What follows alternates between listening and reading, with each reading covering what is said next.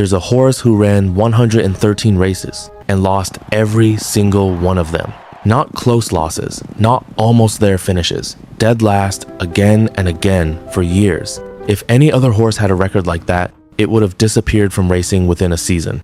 Nobody keeps a horse that loses. It isn't profitable, it isn't exciting, it isn't supposed to mean anything. But this horse didn't disappear. She became one of the most famous racehorses in the history of Japan. People traveled hundreds of miles just to watch her lose. Fans sent her gifts by the truckload.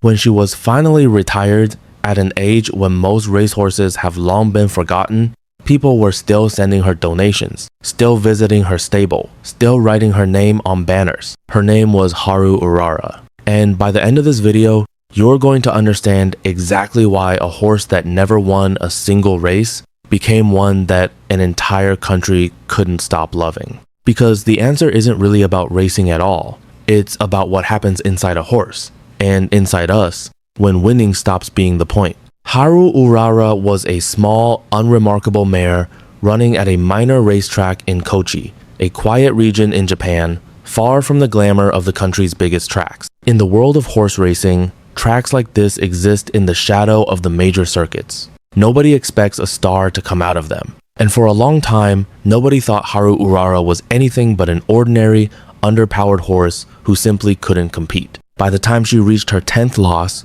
her 20th, her 50th, most horses in her position would have already been pulled from racing. Keeping an unprofitable horse racing costs money, time, and stall space that could go to a horse with a real chance of winning. But something strange started happening around Haru Urara. People weren't just tolerating her losses, they were showing up for them. To understand why, you have to understand what Japan was going through at the time. It was the early 2000s, and the country was deep in an economic slump that had already lasted more than a decade. Job security was gone for a lot of people. Businesses that had stood for generations were closing. There was a quiet, collective exhaustion in the air, a feeling of trying hard and getting nowhere. And then there was this horse, running as hard as she could every single time and losing as hard as she could every single time, but never stopping, never refusing to run, never being scratched from a race out of despair. People started projecting something onto her that had nothing to do with racing statistics. They saw a creature that kept showing up despite constant failure,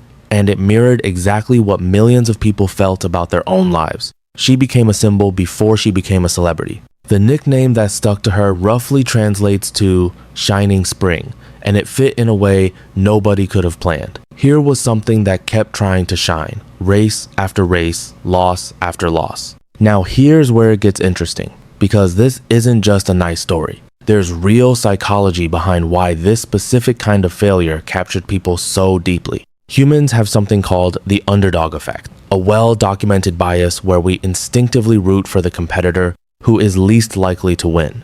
Researchers have found that this isn't just sympathy. It activates something closer to identification. When we watch someone or something struggle against long odds and keep going anyway, we don't just feel sorry for them. We see ourselves in them. A champion who wins constantly is impressive, but distant. Most of us don't relate to constant winning. We relate to trying and failing and trying again, because that's what most of our lives actually look like. Haru Urara didn't inspire people despite her losing streak. She inspired them because of it. Her failure was the entire point. It made her real in a way that a champion never could be. But let's flip this around, because there's a question that almost nobody asks. What was this actually like for the horse herself? A racehorse experiences enormous stress in the lead up to a race. The confinement in the starting gate, the noise of the crowd, the adrenaline of the other horses around her. All of it activates a horse's sympathetic nervous system, the fight or flight response that prepares her body for an intense, short burst of effort. This happens whether a horse wins or loses. The body doesn't know the outcome in advance. It only knows that it's being asked to perform. What's remarkable about Haru Urara is that she kept entering that state, race after race, for years, without the outcome ever going her way. Trainers and vets who worked with her describe her as calm and cooperative outside of racing, not a horse showing chronic signs of stress or shutdown, which is actually significant. Repeated failure paired with repeated high-stress situations can, in many animals, lead to a kind of learned helplessness, a state where the animal stops trying because it has learned that effort doesn't change the outcome. That did not happen here. She kept running full effort until the very end of her career. Whether that came from good management, a resilient temperament, or simply the fact that she was never pushed past what she could handle, it's a detail that deserves more attention than it usually gets. The horse everyone celebrated for never giving up may genuinely have been one of the more psychologically resilient horses of her era. When Haru Urara finally retired, something happened that almost never happens to a losing racehorse. She didn't fade into obscurity. She didn't quietly disappear into a pasture, unknown and unvisited.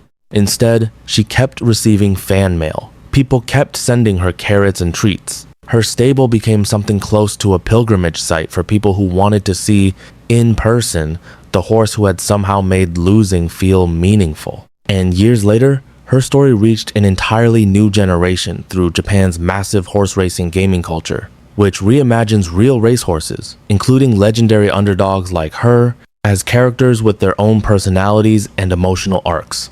A whole new wave of young fans, many of whom had never watched a single horse race in their lives, learned her name and, through her, developed a real emotional connection to actual living racehorses. Some of them started visiting real stables. Some of them started donating to real retired horse care funds. A losing horse from a small regional track in Japan ended up connecting people decades apart, generations apart, who had nothing in common except that they needed a reminder that trying still matters, even when winning doesn't happen. Haru Urara never won a race.